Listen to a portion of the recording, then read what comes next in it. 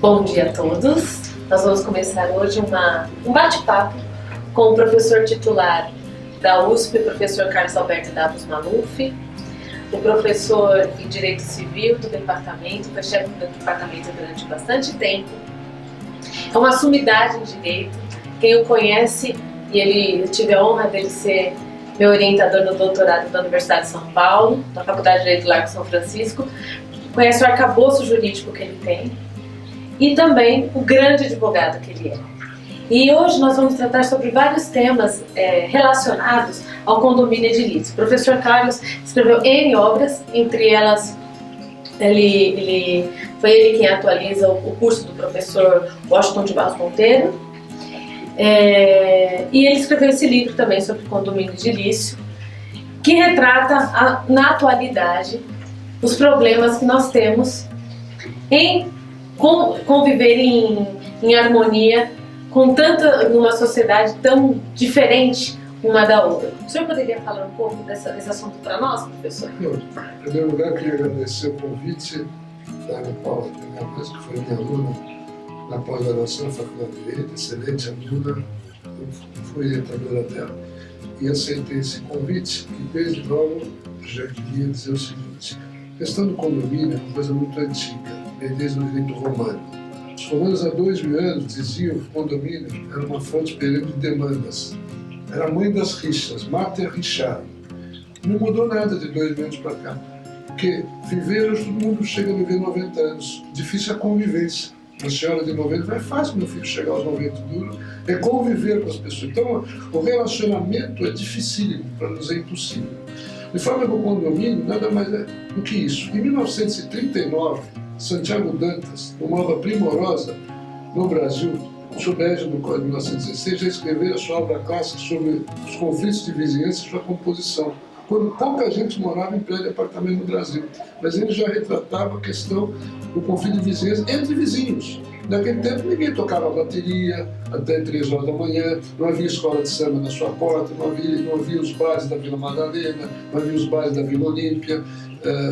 As pessoas querem causar, desculpa a expressão chula, as pessoas querem que os jovens são irreverentes e ninguém consegue dormir, não se respeita espaço público, nem hospital público, nem coisa alguma. Então, na realidade, quando eu escrevi o livro Condomínio Edilício, e eu dei um subtítulo sobre condomínio social, me preocupou sobremaneira essa questão nova no Código, que já não é tão novo assim, que é de 2002, do condomínio social. O que é o condomínio social? O condomínio social é aquele que mora num prédio, então ele tem um escritório, onde ele cria tumultos com essa questão do barulho. E o barulho, pelas pessoas civilizadas, até em reforma em prédio, é permitido das 8 da manhã às 5 da tarde. Eu tenho que parar para ele não morar ali. Então a reforma tem um limite, porque o barulho incomoda. E essa questão dos decibéis, isso é muito relativizado, porque às vezes quando alguém chama o psil, o dono da boate abaixa o som. E o fiscal fala: não passa de 60 decibéis. É uma falácia isso, porque está 100 decibéis. Isso eu digo, até porque lá em Campos do Jordão, infelizmente, no meu apartamento tem uma boate. Então foi o seguinte, uma discoteca, a gente ou vai para a discoteca ou não se dorme, da meia-noite às 6 da manhã. Mas colocar vidro blindado gasta 30 mil reais. Então, quer dizer, a gente está na contramão. E uma noite mal dormida, para um adolescente, eu represento para o sujeito maduro, uma noite mal dormida é um desastre. O sujeito tem insônia, tem obrigado a tomar calmante, antidepressivo, tarja preta, porque é problema da cidade grande. Então, a minha preocupação é que o Código de 2002 criou sim a figura do condomínio social, só que tem um empecilho quase intransponível. Diz o seguinte: para eu poder dizer que o sujeito é um condomínio social, tem que levar para a Assembleia e ter a aprovação de 3/4 do condomínio, são 75%. É um percentual muito elevado. E aí, se ele tem amigos no prédio, não se aprova isso. Ele continua fazendo barulho, fumando a sua maconha, e o cheiro sobe. Eu já tive um problema no prédio que eu morava, que o meu vizinho de baixo, eu tinha filhos pequenos na época, fumava maconha e o cheiro subia. Só que ele fumava maconha dentro da casa dele, ele não fazia barulho. Mas ele é um condomínio social, porque ele estava contra as regras. Então, o condomínio social não é só o sujeito que provoca barulho, ou que dá festas diárias, desrespeitando a legislação, ou então a pessoa que aluga um apartamento, né, o condomínio que aluga, o sujeito faz daquilo uma república. ou um prostíbulo de moças que vão receber, quer dizer, num prédio estritamente residencial. Vão alegar, bom, mas isso é discriminação? Não é discriminação, eu acho que tem que ter regra. Não existe discriminação. Mesmo porque no meu livro, aqui eu digo até, uma coisa que no passado as pessoas não gostavam do problema de as pessoas homossexuais, que hoje é mais moderno falar pessoas que têm as homoafetivas, porque é a expressão da cultura mais desse dia, mas que o sujeito não podia receber visita do companheiro, era discriminado por ter recusava a entrar no apartamento. Só que isso foi antes da Constituição de 88, onde existe a igualdade das pessoas, a dignidade da pessoa humana. Então isso é discriminação. Porque há de se fazer a distinção entre o condômino que passa por uma crise financeira, como essa que no Brasil, que perde o emprego, ele foi sempre pontual. De repente ele perdeu o emprego, parou de pagar. E aquele que tem dinheiro, mas é o devedor contumaz, aquele que gosta de levar vantagem. Então ele tem sua BMW na garagem, sua Mercedes, seu Audi, e não paga, é um escárnio. Ele sobe no negócio, frequenta a piscina do condomínio, chega queimado, e eu chego amarelo do trabalho, eu estou pagando o condomínio dele. Eu conheço um caso na Avenida Paulista, que o sujeito deve de condomínio 8 milhões de reais, num prédio famoso na Avenida Paulista, e ele tem carros importados, 15 anos sem pagar condomínio. E não acontece nada, porque essas leis. Exatamente. Professor, com relação ainda a essa questão do condomínio social, eu acho que um dos mecanismos para você, se você não consegue colocá-lo como condomínio social, eu acho que os vizinhos poderiam, por exemplo, ingressar com uma ação por evidente, uma pessoa pode usar o seu direito, mas ao usar o seu direito, ela não pode abusar desse direito. Então o senhor não acha que também, mesmo que o condomínio não entre, não aplique a multa, o senhor não acha que os próprios condôminos podem ajuizar a ação exatamente por dano e por um abuso do direito? Ele tem o direito, ele pode abusar esse direito. Eu pago a multa e continuo provocando o incidente, continuo provocando barulho, continuo fumando a minha maconha na sacada da varanda gourmet, aproveita para acender na churrasqueira e continua causando um problema para o condomínio. Então, o senhor não acha que isso também é caso de abuso de direito? Excelente sua pergunta. Eu já entendi a pergunta.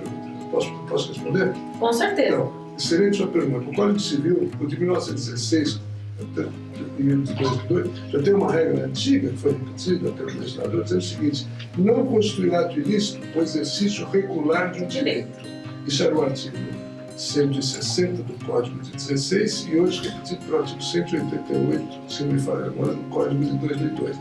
Não constituir ato ilícito o exercício regular do direito. A contrário senso, constituir ato ilícito o exercício irregular do direito. Então, não preciso da Assembleia para entrar com uma ação que se chama do direito de dano infecto. O Santiago Dantas já falava em 39, os comuns já falavam em 2000, ação de dano infecto. Quer dizer, eu confio de vizinhança porque às vezes eu posso não morar em condomínio, eu estou aqui nesta casa e o vizinho toca a bateria às 3 horas da manhã. Eu não estou morando em condomínio, eu entro com ação contra o vizinho. Então não é só, não vamos preocupar só se a Assembleia não aprovar. Qualquer vizinho pode dizer, se eu não quiser ter vizinho, eu tenho que comprar todas as propriedades. Eu vou morar numa fazenda, porque evidentemente que eu tinha um amigo meu, morava em Morumbi, e o vizinho incomodava. Como ele tinha muito dinheiro, ele comprou a casa do vizinho e os outros, ele ficou no quarteirão todo. Mas ele tinha dinheiro para comprar 4 casas, quer dizer, ele é sempre. E com dinheiro é mais fácil. Muito mais fácil. Quando você não tem dinheiro, você tem que conviver com o vizinho tocando bateria. Então, o problema vamos deixar de lado um pouco o condomínio para dizer que o dano infecto sempre é possível, você não precisa reunir outros condomínios. A senhora sozinha tem legitimidade, sim, para dizer, eu não quero, eu tenho um filho pequeno, uma mãe doente, velho, eu quero que ele não toque bateria. E vai estabelecer uma multa diária de R$1.000 se desobedecer. Tem que ser uma multa pesada, não é uma multa de R$10. Claro, você vê, é risível. Então o juiz tem que impor uma multa de R$1.000 por dia. Então quando ele for tocar a bateria, ele vai se lembrar que vai pagar R$1.000 por dia ou R$2.000 se ele transgredir. Quer dizer, o que vai acontecer? Como é que essa ação, uma ação de dano infecto, na verdade é uma obrigação de não fazer, de se abster de praticar o ato.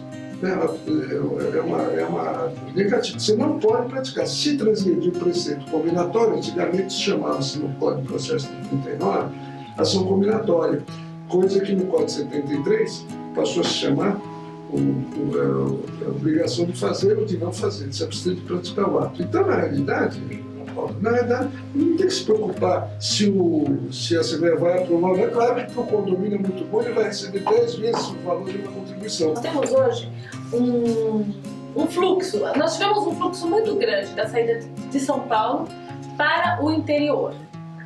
E nesses condomínios, nessas rodovias, em que as pessoas faziam condomínio sem ser condomínio, loteamentos, muitas das vezes eram pequenas chácaras que eram divididas, loteamentos irregulares, e continuou durante bastante tempo.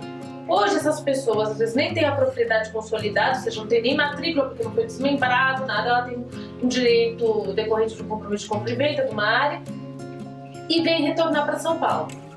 E não consegue vender. E existem, inclusive, essas ações condominiais contra essas pessoas. Pelo procedimento sumário, porque alguns juízes agora estão entendendo que se encaixa em prestação condominial. O senhor entende que a justiça tem alguma possibilidade dela mudar esse aspecto? Ou o senhor acha que ainda nós estamos engatinhando nesse assunto e que eles vão continuar batendo na tecla de que é um enriquecimento sem causa dessas pessoas? Há que se fazer uma distinção. O problema do título de propriedade é muito sério, porque essa pessoa ela é iludida, ela é enganada.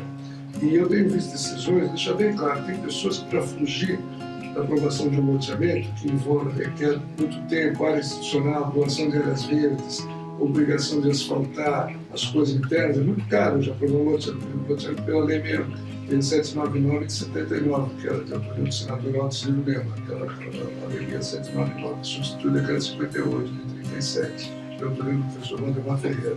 Mas, para eu aprovar um loteamento, além de ser demorado, isso provoca a ação dos grileiros.